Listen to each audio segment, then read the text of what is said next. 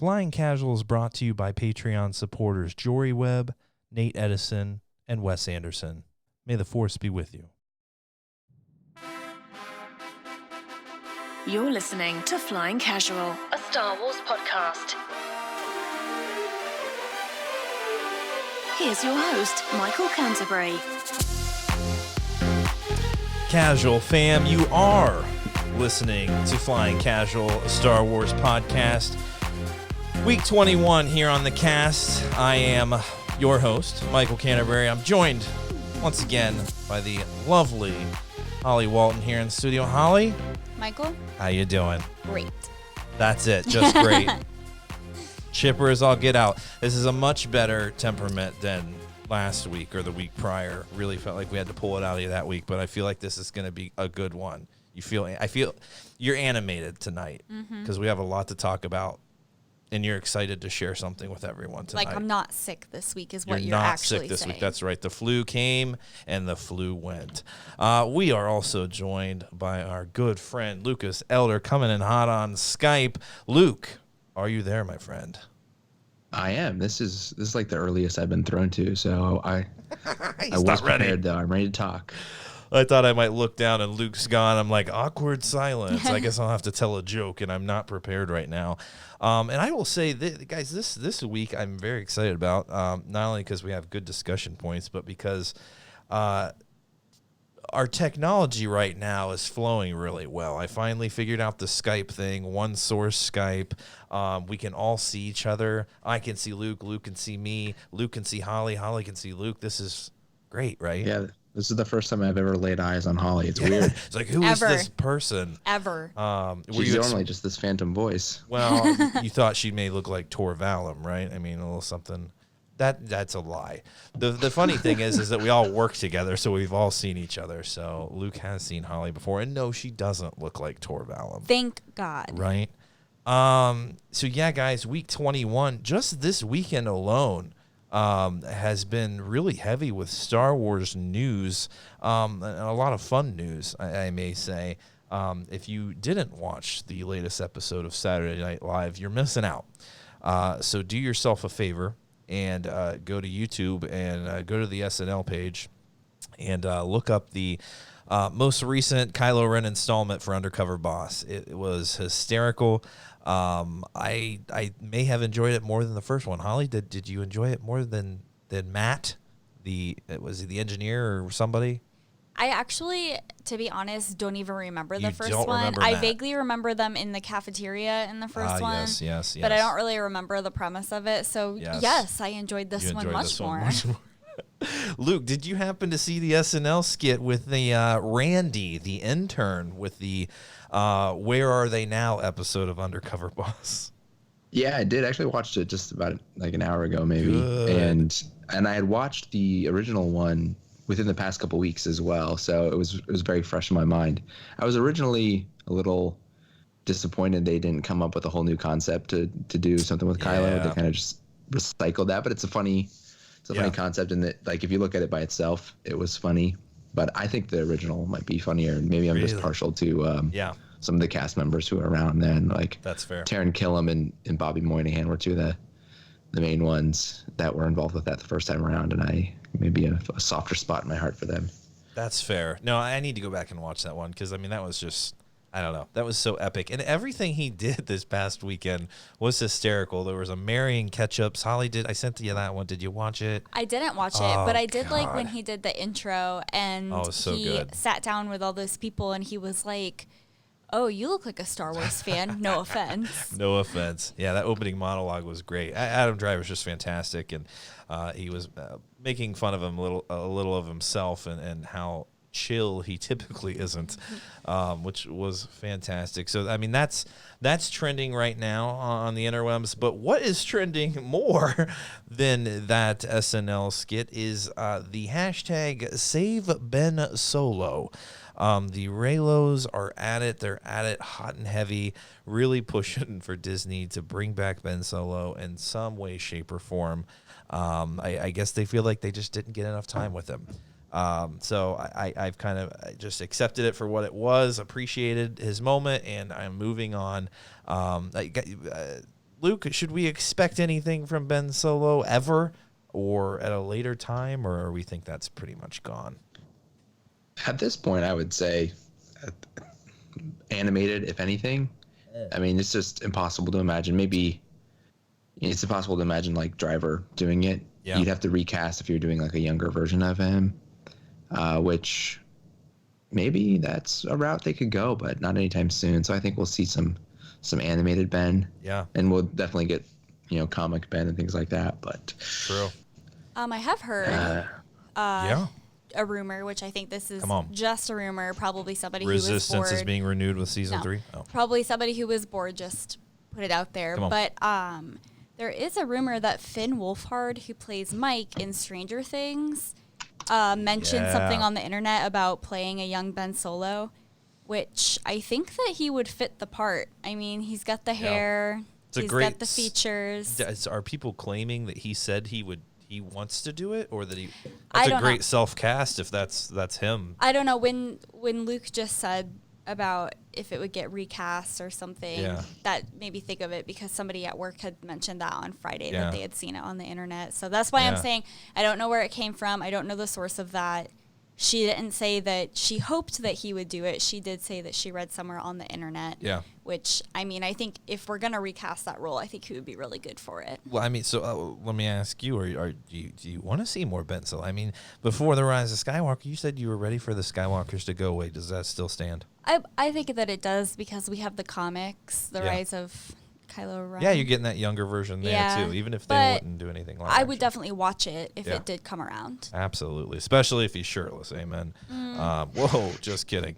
Luke, last week, my friend, you were absent from the cast, and I alluded to some interest that you may have had in the now confirmed.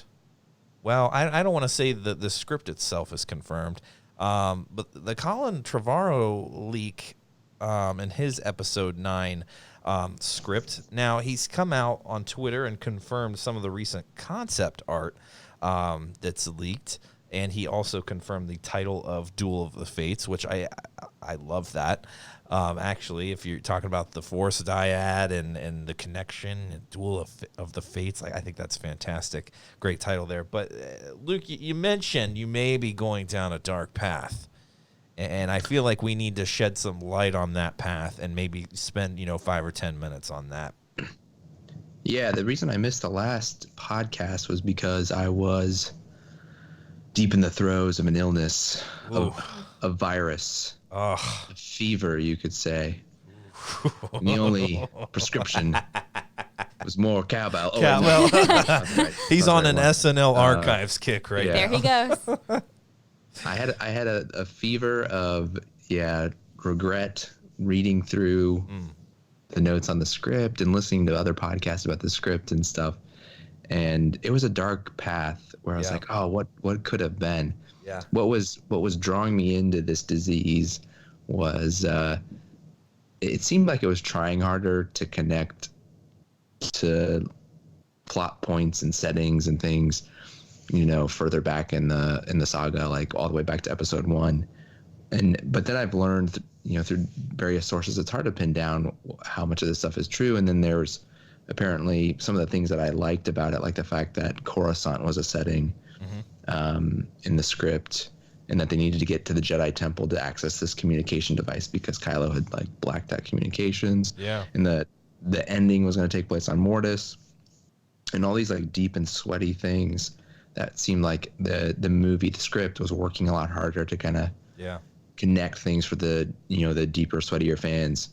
And I was really enjoying those concepts and thinking it was trying to tackle harder stuff, maybe, or stuff that just connected to people like us. Yeah. And the more I thought about it, that's probably maybe why Trevorrow got canned. Maybe it was a little too deep and sweaty for the executives, and they were like, we want to stick a little more mainstream, or maybe it's too many prequel references, and we don't like the prequels around here. I don't know. So after all of that and living with those thoughts for a few weeks as all that was breaking, I think for the most part, I've decided to kind of move past it and just say it's this alternate reality that will never be. So I don't know if I want to spend a ton of time with it. And like, let's just maybe kind of focus on what is rather than this, fork in the road that could have been. Amen. I mean, I too have just kind of, I've just been trying to ignore it, but I will say, after we talked about it last week, read a little more on the script, and that concept art came out, and I don't know, when you mentioned Coruscant, like, that's going back to Coruscant, which played such a huge role in the prequels, and really tying that in. And I don't know, the scenes on the streets looked almost like apocalyptic, and I thought that was kind of cool. And that there wasn't some huge, massive weapon out there, seeking to destroy someone. It's the people rising up against their oppressors, similar to the Return of the Jedi. I like that so much more than these massive blasters on destroyers and things like that. So yeah, I also, though, I'm just moving on from that and accepting what we got. And trying to just, stop reading all these articles. Because I know some people are really upset that they didn't get this, but you know what, just like, the concept art, the script, could change as well. And who knows what, actually would have came of it. So I'm glad, though, Luke, you got out of that cave, you faced that trial. I feel like you're back, on the light side of things. And, maybe now we can just move past this saga, and move on to the new Star Wars that we'll be getting. But before we do that, we have promised for several weeks now an all-encompassing, what would you call this, rating of the Star Wars saga? I wouldn't call it the official Flying Casual, because I guarantee we all have different lists here. However, Brent did an awesome job of collecting all of your responses on the Facebook group, and with math, which I'm not great at, so I'm trusting him on this one, has a definitive Casual Fam list. You may not agree with all of it, because like I said, it's an average of everyone's responses, but hey, that's the best we can do, and we're going to talk about that here in a little bit. But we did promise it. I'm going to be honest, I had to meditate on it a lot. I went to the list. I got the list down pretty quickly, and then I started questioning myself. And Holly, what did you just say? What did you say to me when you saw me doing the list? I asked you if it was easy or hard for you. Well, but you said I sense the conflict. Oh, yeah, I sense a conflict in you. Yeah, it was, I don't know. It was, at first it seemed simple. I feel very, sure of what I love in Star Wars. And you know what? Doing that list, boy, am I questioning myself. But yeah. Right? Yeah. So we liked this request a lot. Come on. We actually liked it so much that we decided that we were going to start doing a segment. Yeah. Copied off of this request. Yeah. Surprise, Luke. Yeah, Luke. It's not going to be every podcast. It might be every other podcast, once a month. We'll have to see how often it comes up. Yeah. We're going to call it Meditations. Meditations. I like that. And it's going to be, we're going to pick our favorites, our least favorites. We're going to rank things. It's like a Flying Casual ranker. Oh, yeah. Yeah, we're casually ranking these things. And it all came up because, everyone does lists, right? Everyone and their mother does a list of something. But when I'm making this list of my favorite saga films, and then I'm like, but this moment is maybe my favorite moment of Star Wars, but it's not my top movie. Does that one moment give it a higher, ranking than maybe a film that I had more fun moments with? It just, so we were talking about greatest moments and favorite moments, and it was just like, you know what, let's just put it on paper, put it on, let's record it. So we will, every so often, we're going to hit up the group. We're going to, ask, what are we going to do? Top 5 Jedi, top 3 lightsaber battles. Who's your, top 3 droids, and why? Pick your favorite Star Wars sound effects. Your favorite sound effects, your favorite scenes. That's what I'm looking forward to most. Luke, do you think we can do that? I really like the idea. I hope the other topics will be less anxiety-inducing and less nauseating than this one was. This was painful. I know this is a thing to do, and I love the conversation I think it's going to generate. Yeah. Because we can just talk about what we what we like about these movies. And for me, it'll be like mostly what I like about them. But it's like like rating your children or something. It is. It's painful. Yeah. I definitely felt like I was neglecting some, and that they deserve more due. But it's got to happen. So we told the fam that we would do it, and here it is. And so Luke had a great idea. We're gonna start from our least favorite, and we're gonna go 3 films at a time. Each individual is gonna share their films. Okay, so Luke's gonna start. He's gonna give his 3 least favorite.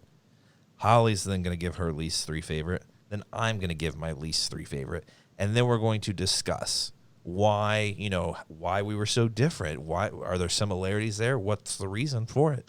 And we'll do that for every 3 movies. I think that sounds like a great idea, eh? Mm-hmm.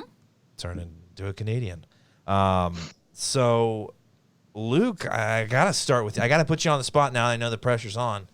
But I feel like you're the most composed under pressure. So, what are your Skywalker Saga 3 least favorite, coming at number 9, number 8, and number 7 in the saga? And I gotta get up. Hold on, I got my pencil ready to write this down. I'm gonna hurl. Okay. No pressure.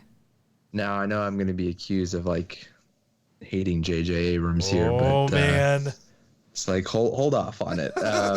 Right now, as of this moment, I had to go with number 9, Rise of Skywalker, and that's probably again only still have seen it once, so it just hasn't had enough time to sit with me. Yeah. Number 8, I have The Phantom Menace, and number 7, The Force Awakens. Wow. And I have to say my number 8 has changed a couple times since I first tried to do this list. So if I'm, it gets a little confusing. I'm just actually a little slow. So at number 9, your least favorite Star Wars movie, you have The Rise of Skywalker. Is that correct?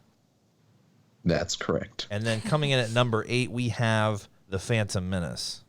Yes. And then coming in at number 7, we have The Force Awakens. Yes.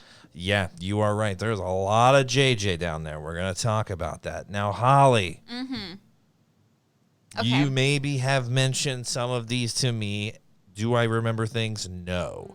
But I feel like you're going to have some shocking revelations here. We'll see. Okay. I don't know. I asked with Luke would like to let everybody know that flying casual is a judgment-free zone. That's right. And nobody is going to be hated because this is purely opinion. Yeah, no one will leave a comment, saying that we know nothing about Star Wars and that we're gabbages. I mean, if we are, we are. Okay, coming in at number 9 for me was Attack of the Clones. Okay. Number 8, like Luke, was The Phantom Menace.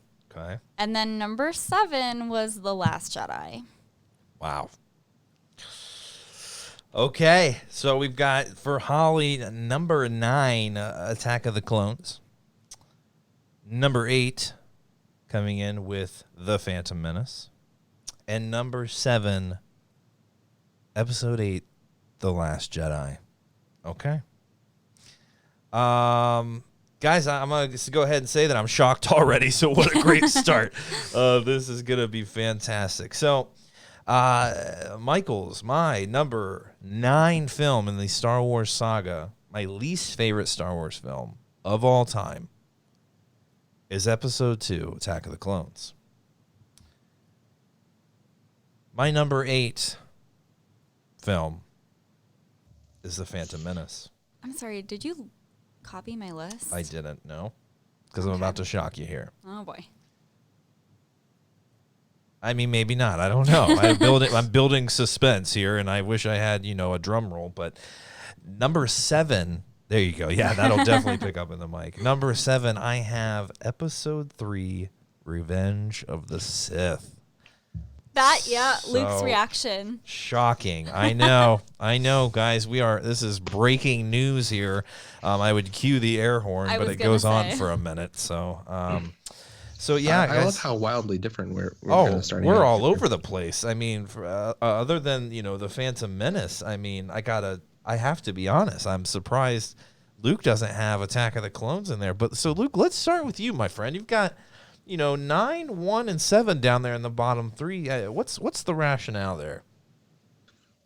Well, I'll tell you how I started off this whole exercise. I rated each trilogy individually 1 through 3, and then used that kind of as my guidepost. Nice. And then I did some mixing around because obviously I'd only have one representative from each trilogy in this section if that were the case. So I kind of moved it around from there. I go back and forth every other week between Phantom Menace and Attack of the Clones being my second or third favorite of the prequels. Yeah. And this week it just turned out Phantom Menace dropped into the 3 slot. Yeah. And so it was kind of in my back set. I kind of already let my feelings known about Rise of Skywalker. I think that's mostly just a recency effect. Haven't seen it enough. Yeah. So I don't have too much to say about that.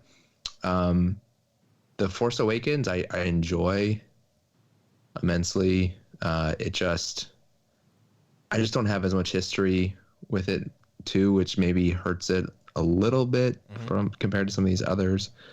I haven't seen it as many times as a lot of the others, but just in general, it's not like if I think of I have 2 hours to live and I have to put a Star Wars movie in. Yeah, it's just not going to be the one that I necessarily grab first. Yeah. So that's how it kind of ended up in the bottom section.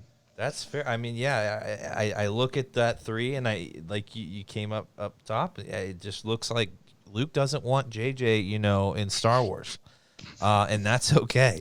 That's okay. But that's a bold that's a big statement. I don't think that's fair. I think he could come out with something. I think Luke, could enjoy it just like anything else. But I mean, he is down there in the bottom with the Phantom Menace. I mean, the Phantom Menace. Mm-hmm. The Phantom who? Yeah. So Holly, I look at your list. Okay, and I've got them all written down here. Mm-hmm. Okay, on my nice notepad. Mm-hmm.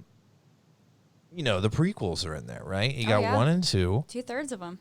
And then The Last Jedi. Yeah. I have to say, I'm a little shocked by that. But walk me through it. Why are these your bottom 3? Mm-hmm. So I will say I'm not a movie critic. Come on. I watch movies for their entertainment value. That's right. Sometimes I also find that I have a very hard time focusing on getting through a whole movie. Okay. So movies are kind of tough for me. Yeah. I'm usually a TV person. Yes. So when I'm ranking my movies, I typically go off of entertainment value. If I wanted something that was going to give me more background, I would watch a documentary. I would read the book. Yeah, right? a documentary, yes. Yes, the documentaries. The prequels just, in general, didn't really capture my attention. Yeah. They just weren't for me. Yeah. And that's fine. The Last Jedi, I had a really hard time. I will say, I don't think that the prequels were very surprising that they were at the bottom of my list. I've said that before. Yeah. The Last Jedi, I had a really hard time placing because there were a lot of things about that movie that I really, really enjoyed. Uh-huh. But then when I thought about the other parts of that movie that I didn't like, it just kind of didn't do it for me. Yeah, it's those moments, the canto bite, the things that really plague that film. Yeah, yeah. Yeah, and I think that for me, The Last Jedi might have been up there a little bit higher if it had tied in a little bit more with The Rise of Skywalker, because fair. I would have felt like some of those things would have been answered for me, but since it didn't, I had to put it towards the bottom. Wow, feels like The Last Jedi is getting the blame there for not tying into the sequel trilogy, and hey, that's fair. That's fair. But by itself, if it were just a standalone movie, great film. I think so. Oh yeah, I mean maybe top 3. Who knows? Sure. We will see. We will see. And I'll go ahead and ask myself, Michael, what's the reasoning? For having all the prequels there in the bottom? And well, thank you for asking, Michael.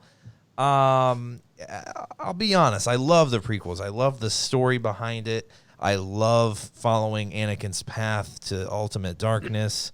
I love it. I love Obi-Wan. I do. There's so many things I love about it, but it's just not what brings me to Star Wars. However, the prequels are something that I will just put on before going to bed or have on when I'm cleaning the house, just because there's action. It's fun. There's lots of lightsabers. It's great.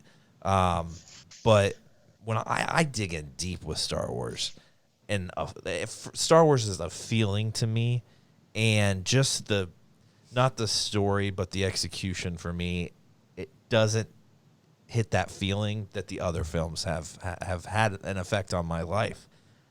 So, Michael, that's a really profound statement. So, yeah, Luke, yeah. I was going to try not to get emotional tonight, but I'm a little hurt by all three prequels in the bottom, because it's our generation, man. We are the prequel generation. So that's for me. I think not only the movies themselves play into how I feel about them, but that there's just the timing impact on my life, and the fact that we are that generation. I feel more than anything, that ties in not only to how it take in the movie, but then the movie sparks memories. Absolutely. I just have to get those feelings out there. You're absolutely right. And the difference between Luke and I is that, I mean, Luke was at the theater at Phantom Menace. Mike, I don't know what I was doing. Who knows? I was probably playing with Army Men out in the dirt, or I had like Little League practice. I don't know what I was doing, but it just wasn't something that my family really got me into, I mean, I had some toys and stuff, right? Yeah. So I mean, experience it totally differently. Yeah, and I mean, the first full-length Star Wars film I saw was Revenge of the Sith, like from beginning to end. I mean, I ultimately knew, that Darth Vader was Luke's father. Like, that is stuff that I knew through culture. I had seen parts of Episode 4 as a kid. But yeah, I didn't have that moment, so it doesn't touch me as it would, others my age like you. It's just, I just kind of missed that moment, and it pains me because I do have an attachment to them, but I know it would be much stronger if I had actually experienced it with everyone else. But yeah, so I hated putting them all in there, and I thought I could get 3 up a little higher, but phrasing. Well, it's funny because you're probably not the outlier there. I'm probably the outlier and only having one of the prequels in my bottom. I don't know, man. And you're probably much more typical, but that's just the way I am. I don't know. There's a lot of people out there that look at, obviously, Revenge of the Sith. It's one of the biggest climaxes in all of Star Wars, right? Good, versus good. And the loss of the chosen one. And even with Episode 1, I mean, Darth Maul is such a beloved character in Star Wars, and you have Duel of the Fates and just the introduction to Jedi in a completely different way than we'd ever seen them before. There's a lot of love there for the Phantom Menace too. Attack of the Clones has its problems, but yeah, I mean, there's so much to love there, and I really don't. Luke, I think there's a lot of people out there that are going to agree with you, and we're gonna see in the Flying Casual Fam breakdown, the official list, that there may be some surprises in there. I will say this. Go ahead, Luke. Sorry, it even pained me. I'll just say real quick. It even pained me to have Phantom Menace at 8 because I think, in addition to Maul, like Qui-Gon is one of the all-time great Star Wars characters. But placing any of these sort of outside of the top couple was painful. So it's like leaving your children outside during a storm. Yeah, like it's just like you feel like you're letting them down. Holly, you were saying? Yeah, I do think that the more I get into like the Clone Wars and Rebels, the more I am appreciating the prequels. Yeah, great point. So I do think that my list would probably change when I'm done with those. Yeah. Because I think every time you watch them, you pick something new up. Mm-hmm. So I mean, it is really hard to rank them, but I do think that I am having a different appreciation for the prequels the more I get into some of the background information and what happens in between. Absolutely. I mean, are there any similarities? I mean, we all three have, Episode 1 down there, but I mean, some, quite a bit of sequel stuff in there too. I mean, a third everything of else is all over the place. Yeah, it's kind of all over the place, but you got 3 of the sequel trilogy in there, with Holly and The Last Jedi and The Force Awakens and The Rise of Skywalker for you, Luke. So I mean, hey, it's to be expected that the original trilogy is probably pretty high up on all of our lists, but we'll see. Who knows? I have no idea at this point. So now we're going your middle 3. So this is your 6, your 5, and your 4. Luke, lay it on us, my friend. All right, like this is the one that's probably like everyone's going to start the hashtag delete Luke from the podcast or whatever. Oh, there's no way. No way. My number 6 is Attack of the Clones. Okay. My number 5 is Return of the Jedi. My number 4 is A New Hope. Mm-hmm. Wow. Holy shnikes. As Tommy Boy would say. Holly, what are your thoughts to those 3 from Luke? I wouldn't start the hashtag delete Luke Hell based no. off of that. I'll shut that down. But I think that the middle 3 were the hardest. Oh, yeah. Because it's easy to say, here are my top 3 favorites, here are my least favorites. But the middle ones are like very hard to place. Yeah. So Luke and I might have one movie that we share in there. Yeah. Luke, I mean, what's the rationale here with these 3, my friend? Yeah, it's like I was saying, I was flipping around my number 8 a lot, and it was 8 and 6 kept flipping, and it was between Attack of the Clones and Phantom Menace, and ultimately a lot of this nostalgia factor won out for Attack of the Clones being higher. And I know it gets panned in a lot of lists as the lowest ranked in many cases. There's so many things I love. I've brought up Dex many times on the podcast. A little funny moment. I love it. I'm going to make a note of that. Dex's Diner. Big. Anakin with the Tusken Raiders. That is such a powerful moment. And I think one of the better acted moments from Hayden in the prequels, and that scene on Geonosis when all the Jedi come was the most fist pumping, most excited I have ever been in a Star Wars movie ever, and probably will never be matched just to see Mace show up. Yeah, and it's kind of a corny line, but this party's over. Party's over. It's just too great. So that. And that I was, really into with my friends, and we watched it so much when the DVDs came out that, it just has such a strong, emotional feeling for me. Yeah, and I'll say you got Return of the Jedi in there as well. So maybe not the most love for the Ewoks, but that Episode 4, A New Hope. Coming in, what is that, number 4? That's a pretty high ranking, I guess. Yeah, and that, like I've said on my first appearance on the podcast, that was what got me into Star Wars. Even though I would call it the prequel generation. Yeah. I'm old enough to have seen the original 3 before the prequels came out, and my origin story with Star Wars is the garage sale VHS of A New Hope that my mom got me. That's right. Right when we moved to Ohio when I was 9 years old. So, I didn't see Empire or Return of the Jedi for a few years after that. So, maybe a year or two. So I just sat with that A New Hope VHS and wore it out for a year or two before I moved on to any other Star Wars or really knew anything about any other Star Wars. So it couldn't really be any lower than 4 for me. And even though, it's not as complex as some of the other ones, you don't have as much history with the characters and things to work with. It's all brand new, but it's what started it all. And I'm sure a lot of people, maybe the majority of people, would have it in their top 3.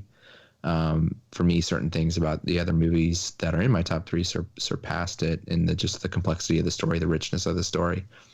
But yeah, it couldn't really have ended up any lower than 4. And Return of the Jedi is so fantastic in many ways. It has so much of the heart of, the Force and how to wield the Force, and Luke kind of really bucking what we see in the prequels from the Jedi dogma. Yeah. And that's all fantastic stuff. I absolutely love that movie. It just, the way it fell in these rankings, dropped to number 5. You know what, guys? I'm looking at your numbers here, and I think you're gonna be shocked how different all of us are. Like, it's crazy, and I'm shocked at how I've ordered my own, and it was not purposeful. But anyway, Holly, I think that earlier I was shocked at how this list was incredibly hard for me to make. Yeah, I kept changing things around, and then I was like, wait, no, that doesn't sound like I meant it. Well, same here. I've ranked Star Wars films before, but that was pre, Force Awakens. That was pre Last Jedi. That was pre Rise of Skywalker. And they're changing the game. Yeah. Well, I feel like if you asked me to rank, before we got the sequels, if you had asked me to rank these a year ago, and if I hadn't known anything about the sequels at that time, it would have been so different than what I'm saying now. Absolutely.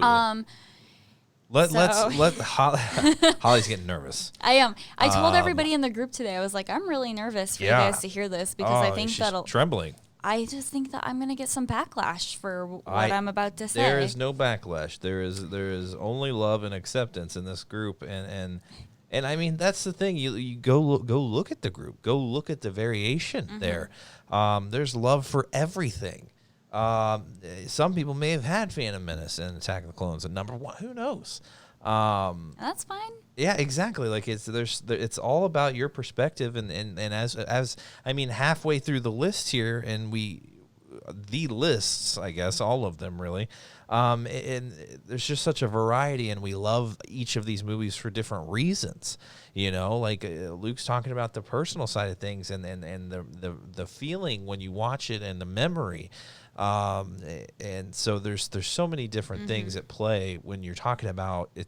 It's your favorite. It doesn't necessarily mean it's the best film, according to Joe Schmo. He may be a movie critic and say you're a loser. He shouldn't.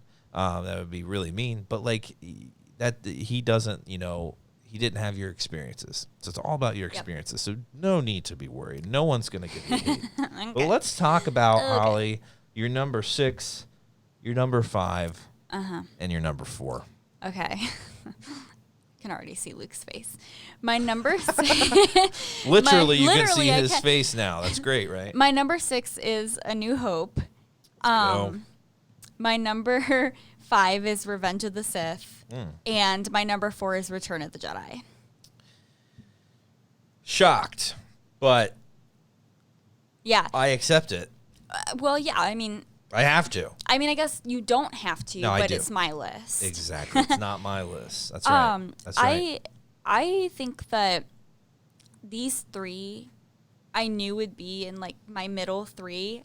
Yeah. And I'm still not sure if I got the order right, because every time I think about them, I'm like, I don't know. I'm like, yeah, but in that, in Revenge of the Sith, that has like one of my favorite lightsaber battles. Yeah. But it also has Padme dying from a broken heart, which I did not agree with the way that was done. Come on. I didn't think that was like in her character. Yeah. And so like that's a great point. We could talk. Let's have a separate podcast about that. I think please. We should have a separate podcast about that, because that's a huge problem that I have with the prequels is Padme's character. Absolutely. Or the way it was portrayed. Yeah.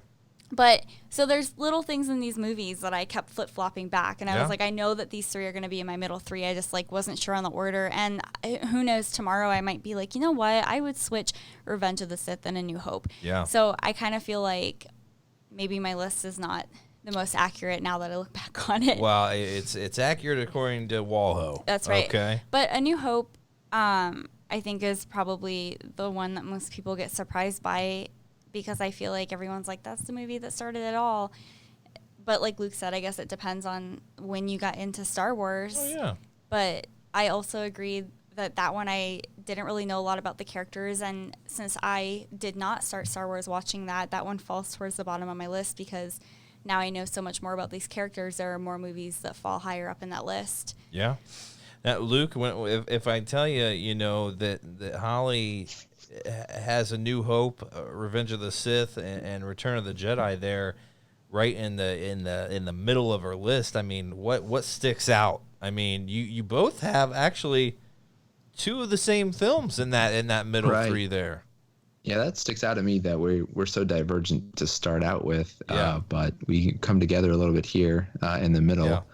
Yeah. And it's funny, the format we chose, I didn't really think about this too much ahead of time, but it obviously kind of reveals our top three ahead of time almost. That's okay. But That's okay. we'll get there in due time.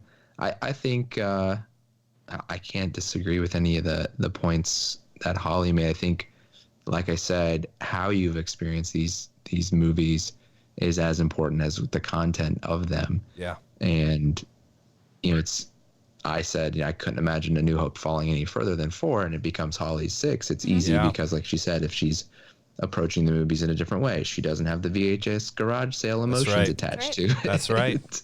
Not the biggest Luke Skywalker fan either. Oh, yeah, I'm really not. That's a spoiler for a lot of people out there. Not until the sequels. The sequels is when I started really liking Luke Skywalker. I think I recall probably our first conversation about Star Wars. It may have been favorite characters, and I mentioned Luke Skywalker up there, and you said, really? He's just kind of annoying. And I don't know actually how we're still talking at this point, but we worked it out. Somehow that conversation worked itself out. So I can totally see where you're falling here. And I mean, because it's so heavy, Luke. But guys, I'm looking at your bottom 6, and I'm looking at my bottom 6, and I'm starting to believe I'm the black sheep of this podcast. Let's hear it. What do you got there? I don't want to reveal it. You have to. It almost looks like I planned this, but I swear to God, it's from the heart. It's from the heart. Okay, guys. Michael, what's your number? Your number 7 through number 6 through 4, right? There you go. I already did 7. Struggling with numbers. Unless you're changing your list. Now, guys, the middle is where it gets really hard. Phrasing. Now, I struggled so much here in the meat of this, because I feel like as human beings, we tend to know what we really like, and we tend to know what we like the least. It's in that middle area that I struggle with. But I'm going to tell you right now, it's very sequel trilogy heavy, and by heavy, I mean all 3 of the films. Oh. So at number 6, I have Episode 9, The Rise of Skywalker. Coming in front of that at number 5 is Episode 7, The Force Awakens. And previous to that is Episode 8, The Last Jedi. I'm surprised that you had The Last Jedi that low in your list. Well, there's reasons for it, but so I'm struggling here, okay? Because there's so much I love about The Last Jedi. And I think that's why it's there at number 4 for me in that, group of 3 in the sequel trilogy. But I love all of them, obviously. But I recall specifically several times in the recent past where I put in The Force Awakens, I said, that's a damn good movie. If you take out Star Killer Base and just the nonsense of that, subject, and we're blowing up on, the Republic in one shot, and it's so desensitized, we see no effect of the New Republic, being destroyed. Like, I hated it, but that's a damn good movie. That's a damn good reboot. But now I see, and it's so funny because I had some of these conversations last night with our Patreon members, Jory and Nate, and a little special episode you guys are getting this week. The Rise of Skywalker put me to tears at times. Was it kind of everywhere every so often? Yes. But I told those guys last night, and I'll stand by it to this day, Ben Solo and Han Solo on the remnants of the Death Star, that scene may be my second favorite moment in all of Star Wars. It was big. Emotional, which is what makes me want to bump that movie to the top of that trilogy. But there's so much about it, though, that would just felt, thrown together. And I even learning about the script leak of Colin Trevorrow, they could have done better. They could have made it meatier. Like Luke said, they could have been sweatier, especially if you're ending a saga. Let's go deep. Let's make it 2 parts. Yeah. Whatever. But there's so much I love about it. And what I love most about The Last Jedi is Luke's arc, and just the something so simple as failure. He failed to learn from, and he'd failed a lot. So I just his whole arc was fantastic and epic. I loved Snoke. I loved Snoke's interactions with Kylo. It just felt real. It felt raw. It felt more raw than we've ever gotten in Star Wars, and I think that's why, guys, it's my number 4. I mean, Michael? That's really shocking news. But very profound message there, guys. Can I go to you? Hey, Mike. How's that feel? Lay off Mike. You're I know, really hard on Mike today. It's crazy. So, guys, is it shocking that I'm grouping these movies together? Incidentally, let me remind you, I did not do this purposefully. Yeah, I kind of have a process question for you. Come I think on. it's interesting you did keep trilogy integrity in your trilogy of rankings. Yeah. That your back 3 were all the prequels and your middle 3 are all the sequels. So we kind of know what's coming a little bit. Absolutely. What did you first decide to just rank the trilogies by themselves? Like, no, I like the originals the most. I like the sequels the second most. I like the prequels the least, and then go from there. It's just kind of how the chips fell. That's how the chips fell. And it's because I know that's just kind of how they felt, because I kind of jotted them down very quickly, but I struggle with some individual films. But I don't know if any of them would have jumped into the other another tier. Can I just say? Yeah, you may. I witnessed this list coming together, and when he says he jotted it down very quickly, he sat down and within a minute and a half had finished his list. But struggled with it, though. I was still probably like on like movie number 2, and you had finished your list, and you were like, done.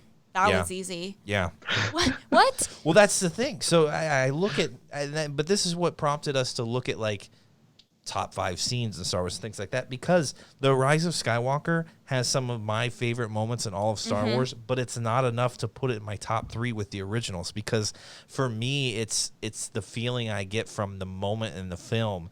And so there's so many from the original trilogy. My favorite scene of all time is Luke confronting his father in episode 6. In that final confrontation, the music is epic, and there's like this fog, and the lightsabers kind of, pinging off of that smoke, and just the way it pans in the camera, it's just, and the stakes. It's the stakes for me. It's that father-son moment of, this is his like, it's his father. I just am putting myself in that moment, and the feeling I get from it really puts these where they are. So it's just coincidentally ends up being, in the trilogies, order themselves.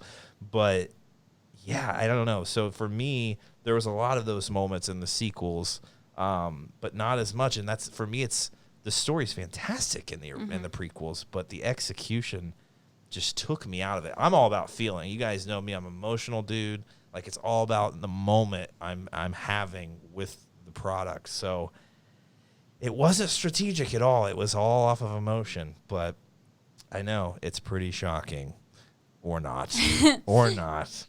Are we ready for the top 3? We're ready for the top 3 for Mr. Lucas Elder. Luke, where did these puppies fall? Because unlike me, I could tell you guys it's my original. It's pretty obvious. But what films do we have here for you, my friend? Yeah, I really came out so different from you in that my top 3 has one from each trilogy. Damn. In my process, like I said, I first started out just ranking each trilogy within itself, 1 through 3. Yeah. And it was easier for me to take my favorite one from each trilogy and put them in my top 3 overall. And number 3 starts with The Last Jedi. Moving on to number 2 is Revenge of the Sith. And Mike, I don't know if you were following the video feed when Revenge of the Sith was in your bottom 3. I nearly lost it. I had to bite my hand to keep from screaming. Luke's jaw dropped. I know.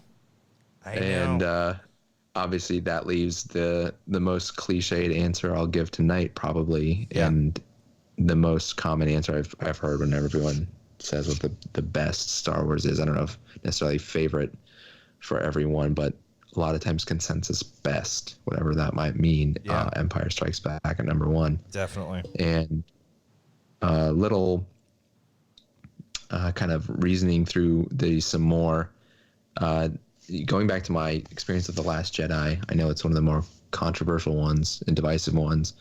And the first time I saw it, I got out of the theater and I was like, I don't even know exactly what I saw. Yeah. There was so much to work through. And it's really common with Rise of Skywalker. I might have the same experience the second time I see Rise of Skywalker, and it still kills me that I haven't been able to do that yet. Yeah. When that thing comes out on home video, hopefully in a couple months, it'll just be on repeat for a couple weeks. But that second viewing with The Last Jedi, like everything clicked. I loved there were a lot of just like one-on-one character things throughout the movie. I loved the Kylo and Rey back and forth. Yeah. Throughout the movie. I love, the challenge of where Luke is, and I'm okay with accepting that Luke still went through some stuff. It wasn't all daisies after Return of the Jedi, and that he is able to go on another hero's journey with Rey and kind of pass knowledge onto her, and ultimately in the end make a difference, even though when we start with the character, he's trying to just hide away from it all, and he thinks that's the best course of action for the galaxy. So just like I said, everything clicked for me from then on. That second viewing, it's been one of my favorites. For some just like action stuff, the Kylo and Rey back-to-back battle with the Praetorian Guards, I love. So good. That as far as action sequences go. So yeah, just it's just stuck with me the past couple of years as one of my favorites. And then for number 2, Revenge of the Sith, I absolutely love Revenge of the Sith, and that is so painful. Like I said, to hear you have it so low, and then even though 5 isn't enough for me on Holly's list, I was like, at least she didn't have it in the bottom 30. I told you this story, Mike, not too long ago. Yeah. Somebody that we work with, who is a Star Wars fan, he was skeptical of my prequel love, and I said to him, the last half of Revenge of the Sith is the best hour plus of Star Wars, period. Yeah. And he looked at me like I had 5 heads, and I said that like a month or 2 before Disney Plus was released. Yeah. And he started going back through and watching like all the movies. Or no, I actually loaned him my Blu-rays, and he watched, I think, some of the prequels on Blu-rays, and then like leading up into Disney Plus coming out. And one day he comes to work and he just says, you're right about Revenge of the Sith. Yeah. The last half, it's amazing. Yeah. The Order 66 sequence gives me chills and shivers and a tear every time, no matter how many times I've seen it. Ewan McGregor, his emotion when the final fight with Anakin is so well done. I think Hayden isn't quite the actor Ewan is, so that's why like it's the Ewan side of that sticks with me and impacts me. I think Hayden does well in that last half of the movie. Yeah. It will always be one of my top ones, no matter how these lists shift over the years, which they inevitably do every time you come back to it. There's just so much emotion in it for me. Again, being of the prequel generation and experiencing them as they came out, I have such great memories of the day that movie came out. One of the best, most fun days of my life, probably. It happened to fall on my birthday, which several Star Wars releases have fallen on my birthday. I wasn't alive in 77, but it was released on my birthday in 77. Revenge of the Sith was released on my birthday. I think, again, I wasn't alive, but I think Return of the Jedi was released on my birthday, and Solo was released on my birthday. So my birthday has this sort of cosmic alliance with Star Wars in a way. And I had a big group of friends that we went to see the movie with from high school, and we went to the theater around like 6 o'clock, and that was before assigned seating.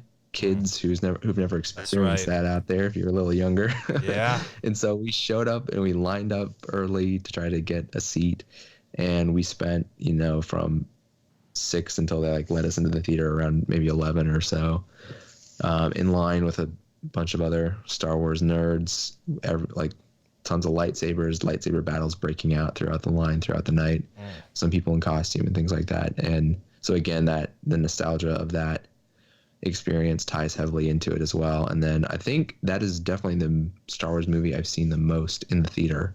I know a lot of people have like crazy records of seeing Star Wars in the theater so many times. I don't have that experience. But I think I saw Revenge of the Sith 5 or 6 times in the theater. And that's probably because it was the first time a Star Wars movie came out when I could drive myself. That might have contributed to the number of times I saw it versus the others. So yeah, just so many strong feelings around Revenge of the Sith. So much love for that movie that it came in my number 2. And then Empire, like watching it again in the build up to The Rise of Skywalker coming back, going through the whole saga again in a rewatch. It's just like Last Jedi. It's so different. Yeah. It's so unique amongst the Star Wars world. There's really nothing like it. There's really nothing like The Last Jedi. And maybe even Revenge of the Sith for me. Like these 3 are in my top 3 because they stand out as so unique to me in a way. Yeah. Yoda is one of my favorite Star Wars characters.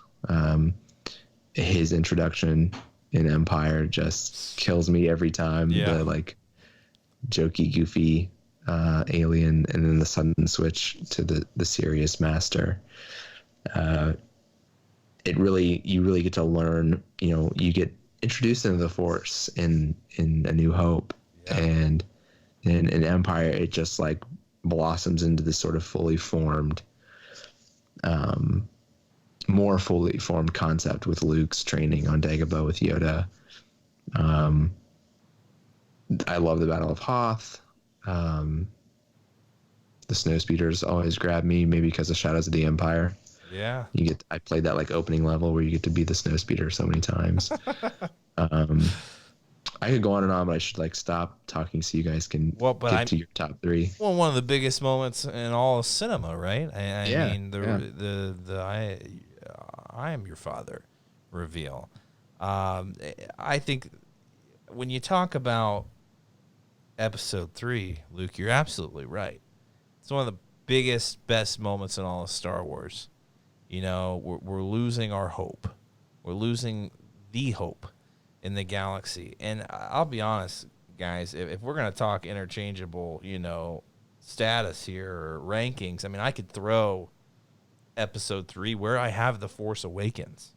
Like you could put it in there in a number 5 slot for me. If it's looking like a damn playbook here. Like I got X's and O's and hit them around the side and ISO. It's just like I'm making audible changes as we go because you guys are bringing up emotions for me, and you're absolutely right. Like this is the reveal of Darth Vader. I mean, like that's insane. The ultimate Phantom finally reveals himself in the Emperor, and it's just it's a great hour of Star Wars, and I may, in years to come or days to come, you may see a revised list. This is a flowing in progress list. It's a living document. It is a living document. Thank you, Holly. You're welcome. It's like the Constitution. Damn it, we're Amen. always making amendments. Holly, I have an idea of what your top 3 are, but could you reveal those for us? Coming in at number 3. Yeah. So coming in at number 3 was The Force Awakens. Number 2 is The Empire Strikes Back. Yeah. And then number 1 was The Rise of Skywalker. This is shocking. I wish I had the air horn. These are 2 shocking moments in your list that have completely taken me by surprise. Why did it take you by surprise? I will say I was present with you when you saw The Rise of Skywalker for the first time, and we both loved it. I freaking loved it too. Yeah, like I said, you may see it jump a spot or two. Yeah. But there were some things that you really didn't like, but that's the thing. It's not the one moment that you absolutely did not appreciate, did not take it out of your number one spot. It didn't. Actually, it was the second viewing. I think that if I hadn't have seen it twice already, it would not be in my number one. I think The Empire Strikes Back would be in my number one you got to get on that, my friend, because I think that she's absolutely right. That second viewing really sold me. It's like The Last Jedi. But I put The Force Awakens back in at number 3 because I kind of feel like for me, The Force Awakens is what got me back into Star Wars. Come on. When I was growing up, my grandma would watch Star Wars all the time. So it was always on in the background, but I would never really pay attention to it. Yeah. But I knew what the movies were, but they weren't, when you're 9 or 10 years old, I had better things to do, I thought. You were one of the cool kids, let's be honest. Sure.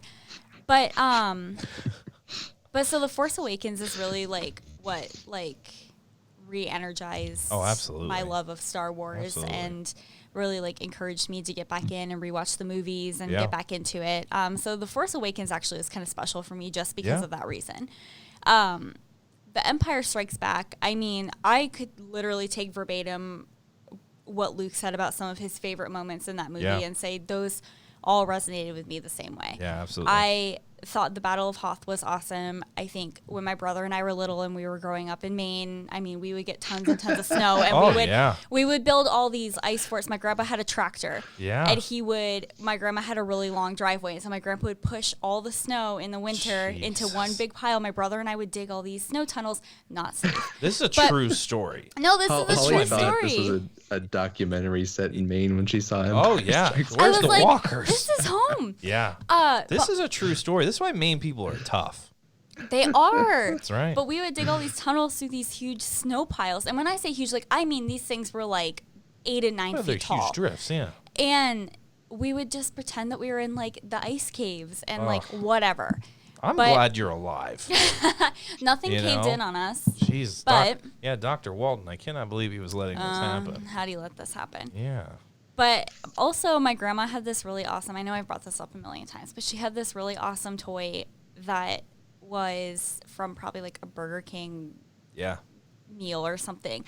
And it was a little box, and it had a mirror down the middle, and on one side of the box was Yoda, and on the other side of the box was Darth Vader. And if you look on one side, you see one, the other on the other side, but if you looked at it from the corner, you would see half of one and half of the other. That's awesome. I always thought that was super cool. That is cool. I don't know. The Empire Strikes Back just always makes me think of snow days at my grandma's, at home. Yeah. Yeah, you can't get better than that. It evokes a feeling, yeah. Yeah. And then number 1, The Rise of Skywalker, which I've talked about incessantly why I love that movie so much. Can I make an observation? Mm-hmm. So you've revealed to everyone that you're a television fan, right? I feel like us, spending so much time together, I've introduced you, maybe reintroduced you to loving film, right? You feel like that's a fair statement? Yeah, I think that's a fair statement. But I will say, just looking at your rankings here, I'm seeing some, more fast pace. I feel like television, appeals to you because it keeps your attention, right? Mm-hmm. And I think a lot of those films up front maybe would hold your attention more so than an Attack of the Clones or a Last Jedi. Does that sound fair? Yeah, I think that one of the big criticisms that I heard a lot of Rise of the Skywalker, for instance, was some people said there was too much happening. The pacing was off for them, but I thought the pacing was. It works for you. It did absolutely worked for me. So yeah. That's just on the face observation that I have. Well, it was a good one. Right? Yeah, insightful and crap. So what about you? Guys, I'm coming in at the top 3 with the original trilogy, which I there's probably a lot of people there that agree, but I got to go with number 3 is A New Hope. Number 2, Return of the Jedi, and just like Luke, number 5 is my number 1. Empire Strikes Back. I mean, like I said, guys, these movies and this journey with this hero is what captivates me and what hooked me in Star Wars. When I saw Revenge of the Sith, it was cool. I was like, that's so cool, like Jedi and stuff. But it was Luke's journey that really stuck out to me when I saw these movies. And like Luke said, Empire Strikes Back sticks out because it is so different. There's so many iconic moments that just resonate with everyone in that film. But it's those moments with father and son that really stick out to me. I mean, Luke confronting his father in both, 5 and 6 are just some of my favorite parts of Star Wars. Just the stake, and the same with 4. But those originals just captivate me more than anything. They keep my attention more so than lots of special effects or even pacing. Because I am, like I said, I'm a big feeling guy. Like I carry a lot of emotion, and those films do it for me. So, but I cannot believe, because I didn't even notice that I did that. Can I be honest? Like, full disclosure, I had no idea that I put the trilogies together. That was insane. Crazy. Can I make an observation? Come on, that I am terrible? No. Oh. I don't know if, nobody else can probably see a lot of this. You're going to rip me apart. No, that's not what I'm here to do. Yeah. If you were to come to the studio and look around and I wish we had a studio cam. I know. Everything. If you came to see the Star Wars memorabilia that Michael has in the studio, I would say mixed, right? No, I wouldn't. Oh, no. Okay. I would say what you would notice is missing is most of the prequels, except for Episode 3. Yeah, there's a Who's Your Daddy poster there. And probably all of the sequels. Yeah. It's just a lot of the original trilogy. A lot of original love here. I mean, I've got... Did they ever make a Dex Black series? You need that. Dex or Jetster Black. I'm writing to Hasbro and Disney. That's a fan... Why haven't they? It'd probably be a $30 figure, but yeah. No, you're right. Tell them you need that lottery when you go to Celebration, too. It wouldn't surprise me. Now, I'm sure they'll do a special edition for Episode 2 at some point. I mean, they did an Episode 1. They did it. Oh, my God. What? They did what was it? Was it the 20th anniversary of Episode 1 when we were at Star Wars Celebration in Chicago, right? Remember I got the Maul and the Obi-Wan exclusives? I think that I stood in line at the Hasbro booth for a long time for those. You did. That's right. I forgot about so that. Awesome. God, don't lie. You're making me sound like a terrible person. No. No, I am. It's cool. It's fine. Yeah, I forced Holly to go sit in line. No, I will say this. Anybody who's planning on going to Celebration, if you're going with more than one person, let's meet up. But if there's something that you absolutely want and you get into the lottery to get into those booths Holly at those releases. Wait in line for you. No. Oh. Well, maybe. But for a price. Split those up between the people that you're with. Yeah. Because you're more likely to get what you want. That's right. When you split it up. That's absolutely. Because that's what we ended up doing. We had to split up. Okay, you go to this booth at this time. I'll go to this one at this time. Yep. And it worked out. Yeah, we hardly saw each other. I'm kidding. We saw a lot of each other. But yeah, the exclusives and the figures and stuff. Yeah, that was tough. That was tougher than getting into the panels. Because some of the lines are just like people will wait. Like they know that they're gonna get in at like 1:10, and so they'll just sit there for an hour and a half. Well, let's hope that there's some exclusives for Episode 2 at the next Celebration, and maybe there will be a Dex. That would be freaking awesome. Well, I would say, Mike, one of the process things you kind of mentioned when you're doing yours is hitting me. It's something I thought of a little bit forming the list. Is when I look at my list and I see Return of the Jedi at 5, that is a little painful too, because I think you talked about thinking about the scenes that hit you the most, and how it was difficult for you to put Rise of Skywalker as low as you did because there's so many of the scenes that you would put as some of your favorites. And the final confrontation between Luke, the Emperor, and Darth Vader has to be, one of the top few scenes in all of Star Wars. Yeah. Like I said earlier, I think what's so beautiful about it is even though it was made, 20 some years before the prequels, it is the inverse of the Republic Jedi dogma. Yeah. And that Luke's personal attachment to his father is what wins the day, and his refusal to be sucked into violence in the way that, this was in the Clone Wars trailer for season 7, that, and it's a nice theme that they've played with throughout the Clone Wars, is that, the Jedi getting sucked into being military figures, warriors, generals. Yep. Is that really what they were meant to do? And Luke, basically is rejecting all of that, rejecting not forming attachments, rejecting thinking that, you have to meet violence with violence.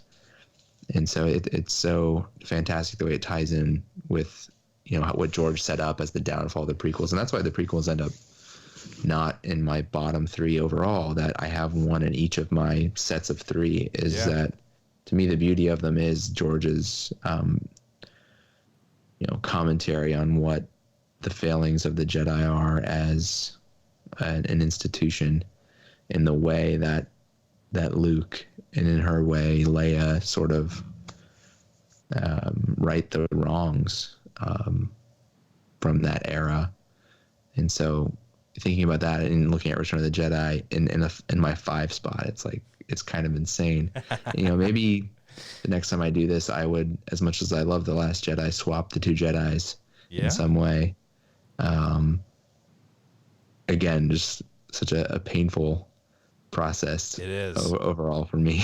And that's why I'm looking forward to our favorite scenes, because it really is stripped down, you know, that moment, and why it captivates you. And it's difficult because there's so many things I love about all of these installments.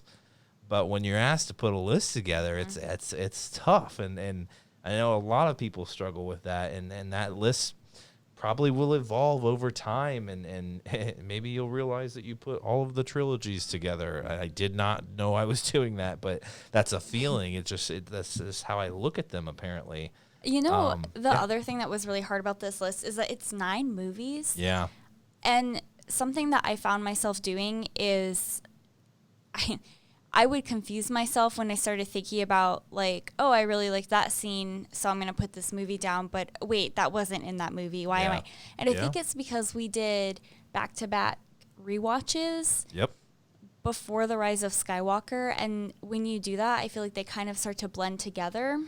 Yeah. Which was problematic for making this list. I feel like 9 movies is a lot to keep straight. Absolutely. What goes where and why you like it. And so that's why I kind of liked when Luke was talking about his process, and he was like, I just kind of looked at it by like these trilogies, and I kind of feel like that would have been a better way to do it. And I think if I had done it a little bit differently, maybe my list would be different. I actually like the variety in both of your guys' lists. Like, I love that there's a little bit peppered everywhere. I love that you both have prequels strewn throughout. I love that you have the originals throughout. Like, I think it's fantastic. I wouldn't question it at all, because that's ultimately what you got to do. You got to go with the gut. Yeah. And in 5 years, that may change. Who knows? There may be more Star Wars to talk about. But I mean, this is, we'll stick with these lists for now. But there is another list out there. It's the definitive Casual Fam list, brought to you by our good friend Brent there in the group. And like I said,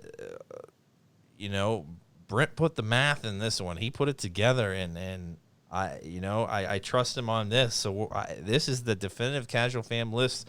All of your results into one average, starting at number 9, Attack of the Clones. And probably not a ton of surprises there. We all had it, really low in our rankings. Number 8, The Phantom Menace. Mm-hmm. Number 7, The Last Jedi. That's a little surprising, I'll be honest, because our group, a lot of fans of The Last Jedi, but number 7, that's a pretty low score. But not according to Holly, because that's exactly where I put it. Number 6, The Force Awakens. Also, that's pretty interesting as well.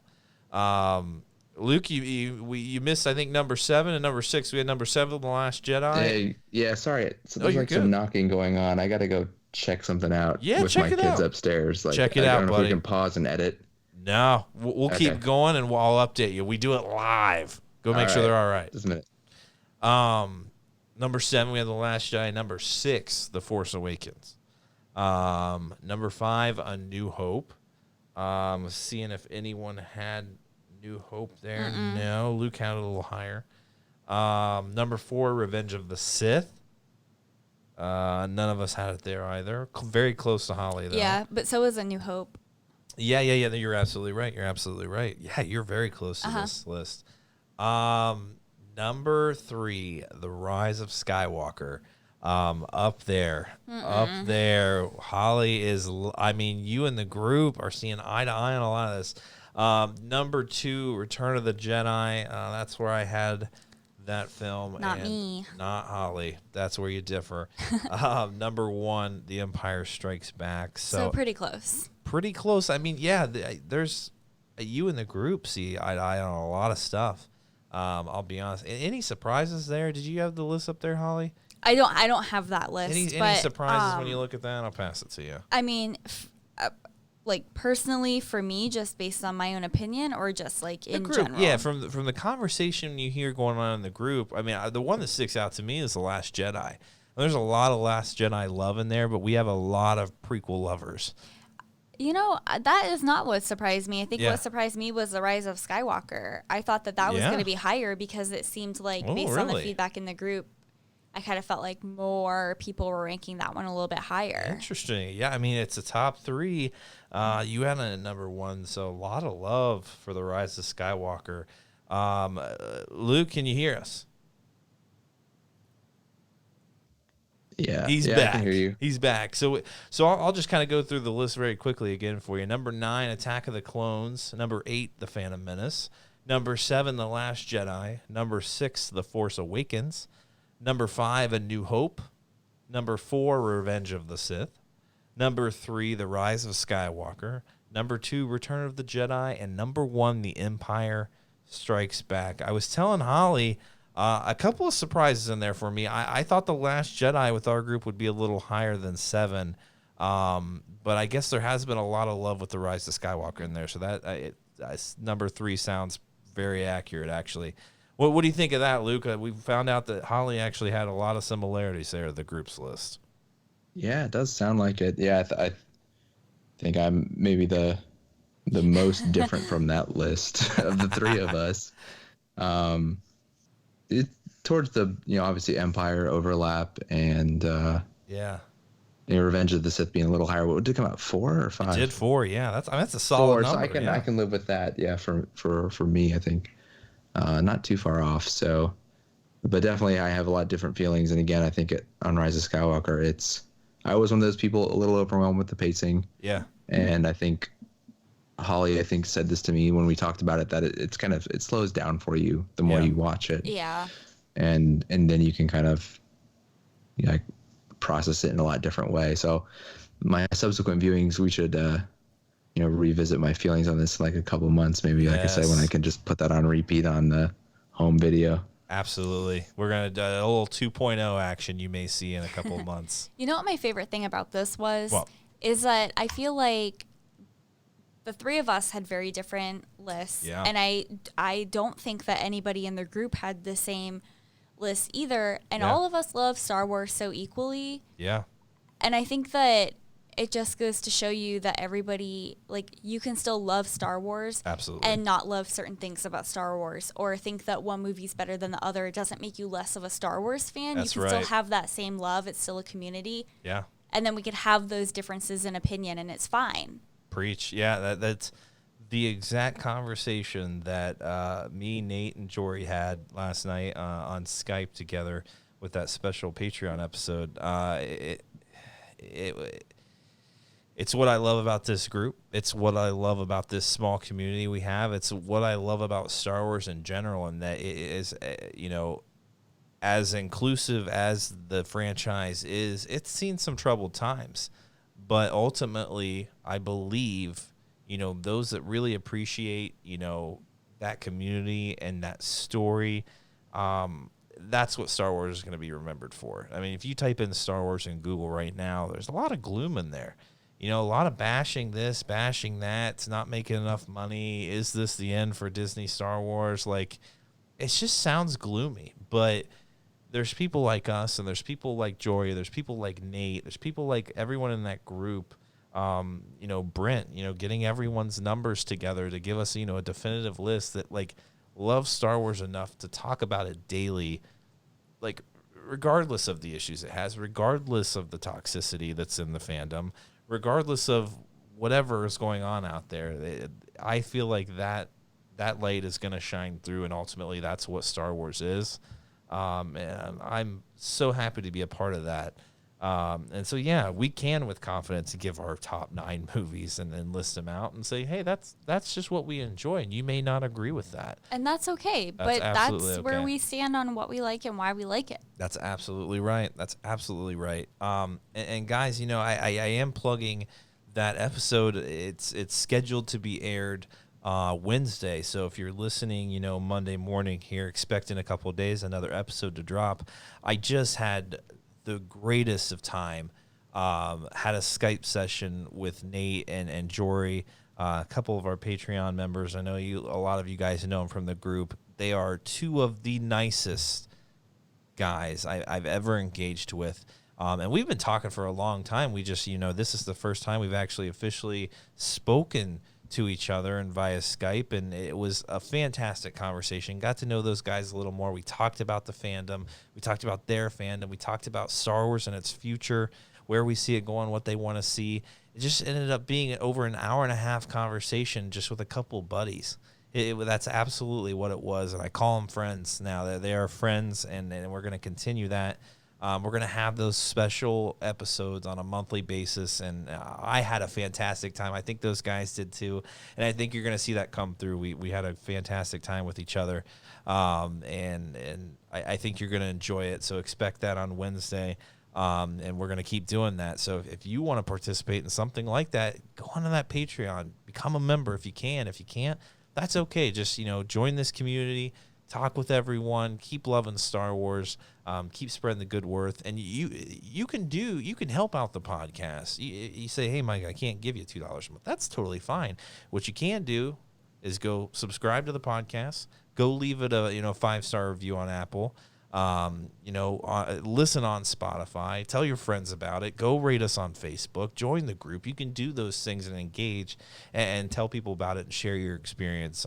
That helps us out as well. So, and go to that YouTube page, because there's going to be some fun stuff on there. We're going to put some clips on there, some exclusive stuff. We're going to be doing more live podcasts.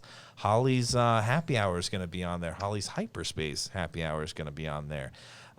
So you can do that. You can play your part, and we appreciate it. And I know these guys too. I'm speaking for Holly and Luke, and I'll tell you what, Jory and Nate had nothing but great things to say about the two of you, and how much they admire what you're doing, and that meant so much to me. That tells me we got a good crew here, and everyone, you know, they love what we're doing, and they appreciate what we're doing, and we're going to keep doing it. As long as, you know, people want it, we're going to keep doing it. One of the benefits of YouTube is you can see when I vanished from the shot in the podcast. Like, Luke is surprisingly quiet right now. No, it was so funny. We had Jory on, and he had a similar situation. You know, he's like, I might have to duck out, and I said, hey, that we are prepared for that. I said, Luke's got a similar situation, so we're totally understanding that. And if there's one thing you know about this podcast and me in prior years podcasting, we don't edit. We don't cut stuff out. This is live. You know, it's like Bill O'Reilly up in here. We're doing it live. It's actually the farthest thing from Bill O'Reilly. So is that a force trick, or is that an invisibility cloak? Bill O'Reilly? No, them disappearing. Oh, them disappearing. Oh, yeah, that is, what is that? Expecto Patronum. I don't think that's what that's that is. That's not that one. That is not. No, that's not even not anything. that charm. It's something. I thought. And one time I watched Harry Potter. Tiffany, don't sue me. But yeah. So there's so many good things happening in the podcast. You know, we're just ramped up and motivated more so than ever to do a lot more fun stuff. We're going to be scheduling trivia trials here soon. The new studio expected to be putting stuff together on the 14th of February. So really excited about that. Have a little different venue here. Luke's going to be a little closer. Hopefully get him in the studio. And Holly, your happy hour is expecting February 8th, right? That's where we're gonna be hosting it, right? Yep. So if you are on Patreon, look forward to more details regarding when you can tune in and participate live in that discussion. And if you're not on Patreon, you've probably heard it before, but we're reading Phasma, and you're welcome to read along. And there will probably be some other discussions about it going on in the group. But if you want to join that live discussion, that'll be probably on a YouTube or a Discord, or Skype, and we'll give those details through the Patreon, so everybody knows how to get in on that. Absolutely. I'm looking forward to that. I've read Phasma, but I'm hearing good things coming from those reading along. I mean, I'm hearing some say it's their favorite Star Wars book ever, which is awesome because it's a very, very good read, a surprising read, I will say. So looking forward to that, and I'm just going to kick back and engineer the hell out of that episode. It's going to be great. Anything else? Any news? Anything else that I'm forgetting? Announcements? No shocking announcements here. All right, guys. Well, I guess that does it for week 21. I hope you enjoyed our rankings of the Skywalker installment. Yeah, that's it. We'll be back next week. Keep flying casually.